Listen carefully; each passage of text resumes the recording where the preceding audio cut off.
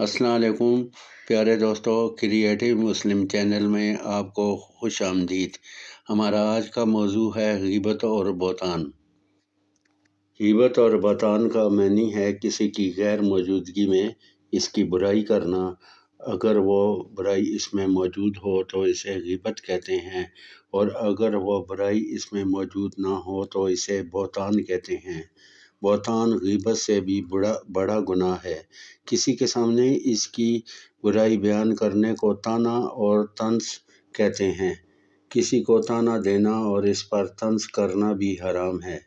کسی پر جھوٹا الزام لگانا بھی بہتان ہے، اسے تہمت لگانا بھی کہتے ہیں۔ اسلام کے عدالتی نظام میں کسی پر تہمت لگانا بہت بڑا جرم ہے۔ تہمت لگانے والے پر 80 کوڑوں کی سزا نافذ ہوتی ہے۔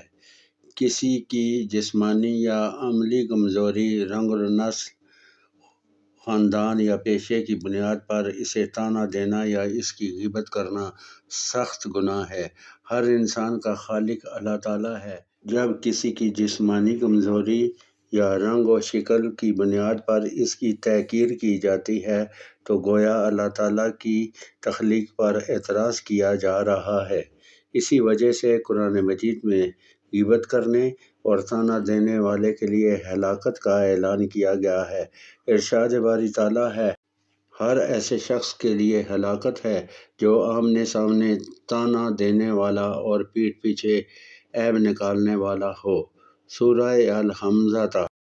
اللہ تعالیٰ نے قرآن مجید میں غیبت کو حرام قرار دیا ہے اور اسے مردہ بھائی کا گوشت کھانے سے تشبیہ دی ہے۔ ارشاد باری تعالیٰ ہے، اور نہ ایک دوسرے کی غیبت کرو۔ کیا تم میں سے کوئی شخص پسند کرے گا کہ وہ اپنے مردہ بھائی کا گوشت کھائے؟ بس اس سے تو تم انتہائی نفرت کرتے ہو۔ سورۃ الحجرات۔ قرآن مجید میں سب سے زیادہ سخت مثال غیبت کی بیان کی گئی ہے، کیونکہ یہ ایک ایسا گناہ ہے جس کی وجہ سے معاشرے میں بہت سی اخلاقی خرابیاں پیدا ہوتی ہیں۔ نبی اکرم صلی اللہ علیہ وآلہ وسلم نے فرمایا، مسلمان کی بدگوئی نہ کیا کرو اور نہ اس کے عیب تلاش کرنے کی کوشش کرو۔ جو ان کے عیب تلاش کرنے کی کوشش کرے گا، اللہ تعالیٰ اس کے عیب تلاش کرے گا، اور جس کے عیب اللہ تعالیٰ تلاش کرے گا اسے اس کے گھر کے اندر رسوا کر دے گا۔ ایک مرتبہ نبی اکرم صلی اللہ علیہ وسلم 2 قبروں کے پاس سے گزرے۔ آپ صلی اللہ علیہ وسلم نے فرمایا کہ انہیں عذاب ہو رہا ہے۔ ان میں سے ایک کو تو اس لیے عذاب ہو رہا ہے کہ پیشاب کرتے ہوئے پاکی کا خیال نہیں رکھتا تھا، اور دوسرے کو اس لیے عذاب ہو رہا ہے کیونکہ وہ لوگوں کی غیبت کرتا تھا۔ سنن ابن ماجہ۔ غیبت کرنا بزدل اور بیکار لوگوں کا شیوہ ہے۔ بہتر لوگ غیبت جیسے مرض سے دور رہتے ہیں۔ غیبت کرنے والے شخص کی شخصیت ٹوٹ پھوٹ کا شکار ہو جاتی ہے۔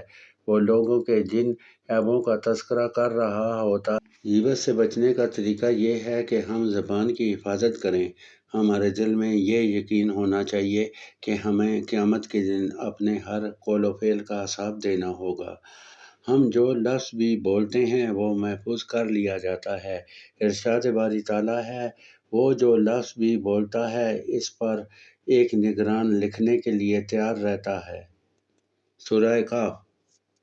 غیبت سے بچنے کے لیے ہمیں ایسے لوگوں کی صحبت سے دور رہنا چاہیے جو ہر وقت غیبت میں اور دوسروں کی برائیاں بیان کرنے میں مشغول رہتے ہیں۔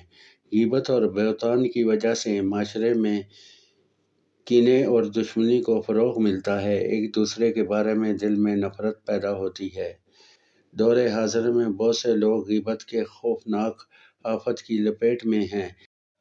اللہ تعالیٰ ہمیں غیبت اور بہتان کی عادت سے محفوظ رکھے۔ ہمارے چینل کو سبسکرائب کیجیے گا اور ہماری ویڈیو کو لائک کیجیے گا۔ اللہ حافظ۔